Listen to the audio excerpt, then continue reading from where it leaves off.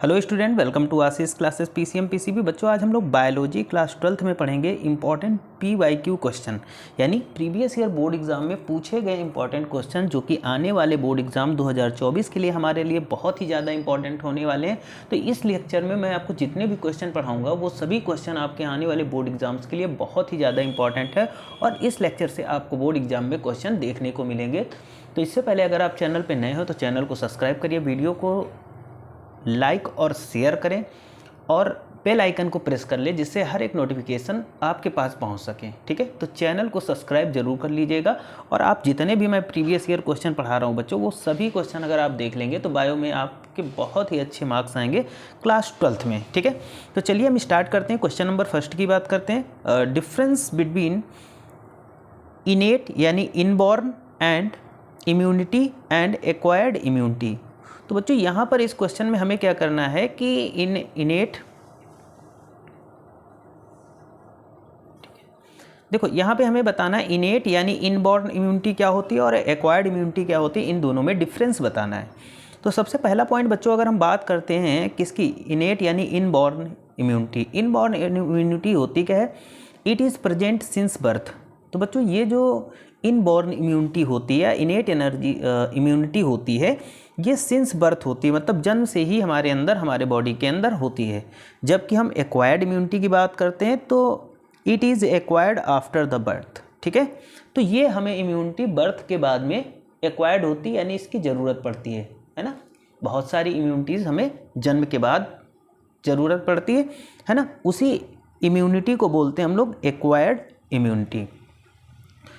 Inborn immunity का second point हम पढ़ेंगे बच्चों, this type of immunity imposes various type of barriers against entry the pathogens। ठीक है, देखो बच्चों, जो इनेट होती है, इनबॉर्न इम्यूनिटी होती है, वो हमारे बॉडी में कई सारी चीज़ें यानी बहुत ही ज़्यादा हमारे लिए हेल्पफुल होती है।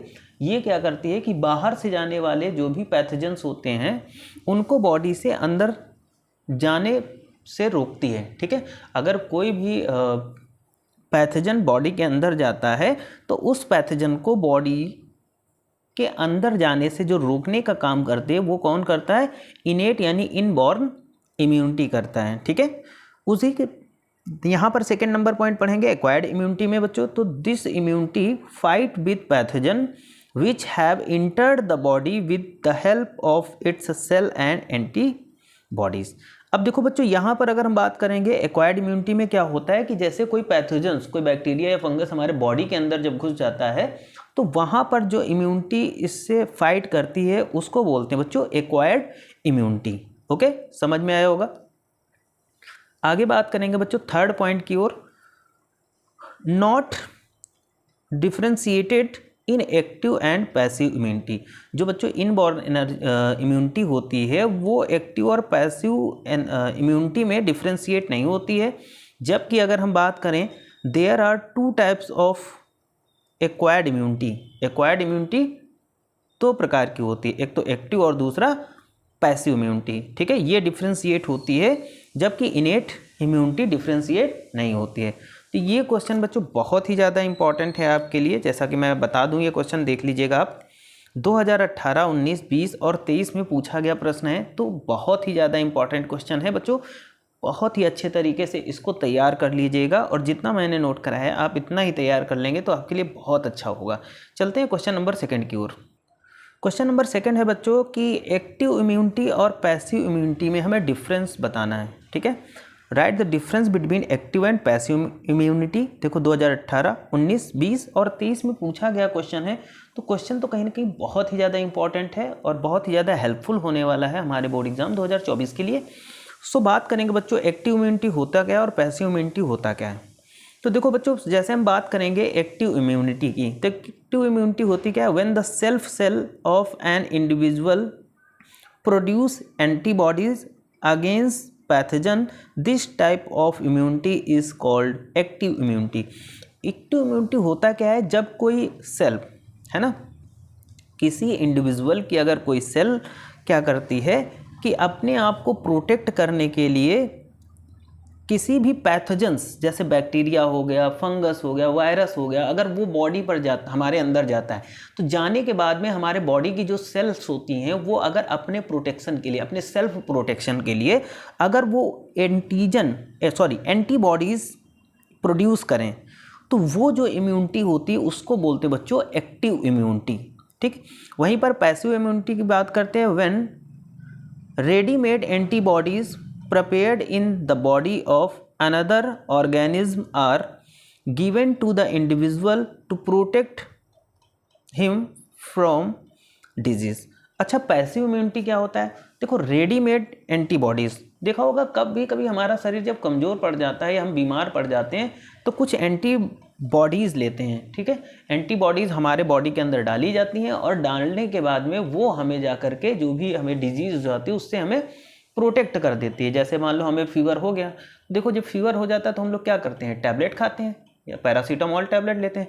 तो पैरासीटामॉल टैबलेट वो एंटीबॉडीज़ का वर्क करेगी, जा करके हमारे बॉडी के अंदर गई, है ना, और जाने के बाद में फिर वहाँ पर क्या होता है कि जो पैथोजेंस होता है उससे वो फाइट करती है और उसको वहाँ से किल करके या डेड करके बाहर भेज देती। तो इसको बोलते हैं पैसिव इम्यूनिटी, मतलब ऐसी इम्यूनिटी जो हमारे बॉडी के अंदर ना बने, हम बाहर से उसको लें अपने बॉडी के अंदर, है ना, तो उसको बोलते हैं पैसिव इम्यूनिटी, जो कि बाहर हमें कई सारी डिजीज से प्रोटेक्ट करती है। ओके, उसके बाद अगर हम बात करते हैं बच्चों सेकेंड पॉइंट की बात करते हैं एक्टिव इम्यूनिटी, तो this immunity is slower and production of effective response takes time. देखो, जो एक्टिव इम्यूनिटी होती है वो स्लोअर होती है, मतलब धीरे धीरे हमारे बॉडी में बनती है ना, और इसका जो काम होता है वो भी धीरे धीरे। रिस्पॉन्स टेक टाइम, मतलब जो एक्टिव इम्यूनिटी होगी वो ऐसा नहीं कि हमारे बॉडी के अंदर कोई चीज़ गई हो फिर तुरंत से हमको फ़ायदा मिल जाए। तो एक्टिव इम्यूनिटी जो होती है वो टाइम लेती है। टाइम लेने का मतलब क्या होगा कि एक्टिव इम्यूनिटी धीरे धीरे हमारे बॉडी पर काम करे, कुछ समय के बाद हमें आराम मिलेगा। ठीक है, जबकि passive immunity, this immunity exhibit quick effect, जबकि पैसिव इम्यूनिटी क्या होती है, ये हमें क्विक रिलीफ देती है। जैसे हमने क्या हुआ, हमें बहुत ज़्यादा पेन हो रहा है ना, तो जब बहुत ज़्यादा पेन होता है तो हम लोग क्या करते हैं, बाहर से कोई एंटीबायोटिक्स ले लेते हैं, तो वो हमें पैसिव इम्यूनिटी देता है, मतलब तुरंत हमें आराम मिल जाता है ना। तो वो उसे बोलते हैं हम लोग पैसिव इम्यूनिटी, जो क्विक, मतलब जो तुरंत हमें आराम दे दे, जिसका क्विक रिएक्शन देखने को मिले हमारे बॉडी के ऊपर, तो वो हो जाता है हमारा पैसिव इम्यूनिटी। बच्चों इसी में थर्ड पॉइंट की बात करेंगे, जब immunity in human being against small pox. तो देखो, ह्यूमन बीइंग्स में स्मॉल पॉक्स के अगेंस्ट जो इम्यूनिटी वर्क करेगी वो एक्टिव इम्यूनिटी होगी, जबकि इम्यूनिटी डेवलप्ड अगेंस्ट रेबीज़ और टिटनेस। तो देखो, रेबीज़ और टिटनेस के अगेंस्ट जो इम्यूनिटी बनती है वो पैसिव इम्यूनिटी होती है ना। रेबीज़ वगैरह कुत्ता काट लेता है तो फिर वो इंजेक्शन लगवाते हैं आप, है ना, या फिर टिटनेस हो जाता है तब भी आप देखो टिटनेस का इंजेक्शन लगवाते हैं, है ना।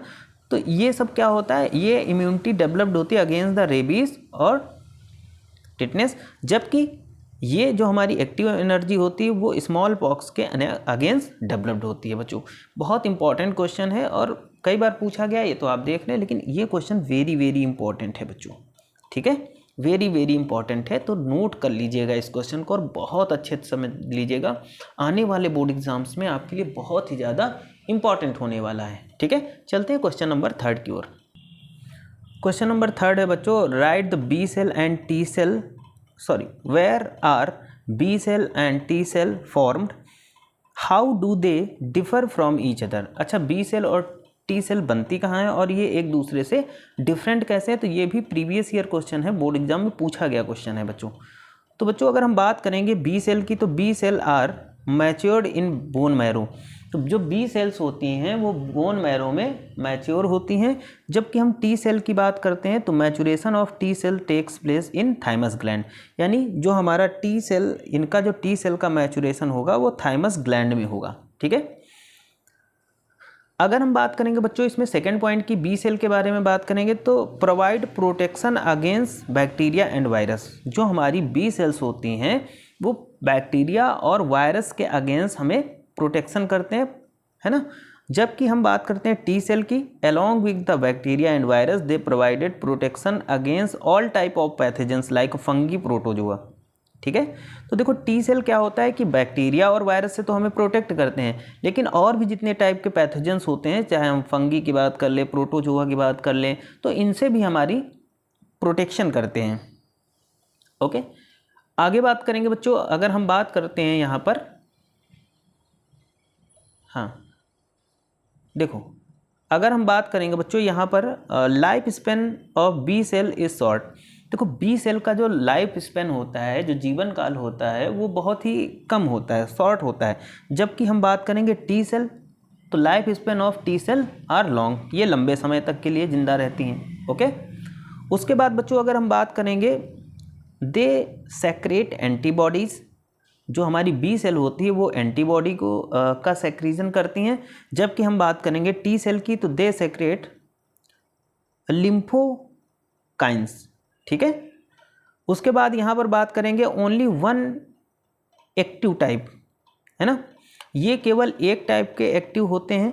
और जबकि हम बात करते हैं तो ये जो हमारी टी सेल्स होती है, ये दो प्रकार की हेल्प होती हैं एक्टिव। कैसे? एक तो ये हेल्पर भी होती है और किलर भी होती हैं। ठीक है, तो क्वेश्चन बहुत ही ज़्यादा बच्चों इंपॉर्टेंट था ये आपके लिए, तो बहुत ही ज़्यादा इंपॉर्टेंट क्वेश्चन है। इस क्वेश्चन को आप बहुत ही अच्छे से प्रिपेयर करिएगा। क्वेश्चन, ये तीनों क्वेश्चन आज के लेक्चर के लिए बहुत ही ज़्यादा इंपॉर्टेंट है आपके बोर्ड एग्जाम्स के लिए, तो इनको नोट कर लीजिएगा और रट डालिएगा बिल्कुल, क्योंकि यहीं से क्वेश्चन आपको देखने को मिलेगा। ठीक है, तो चैनल पे अगर नए हैं तो चैनल को सब्सक्राइब करिए, वीडियो को लाइक और शेयर करिए जितना हो सके, अपने साथियों के पास शेयर करिए जिससे आपके साथियों को भी इससे हेल्प मिले। चैनल को सब्सक्राइब करना मत भूलिएगा और बेल आइकन को प्रेस कर लीजिएगा जिससे हर एक नोटिफिकेशन आप तक पहुंचे। तो आज के लिए इतना ही रखते हैं। Thank you for this class. मिलते हैं नेक्स्ट लेक्चर में एक नेक्स्ट टॉपिक के साथ।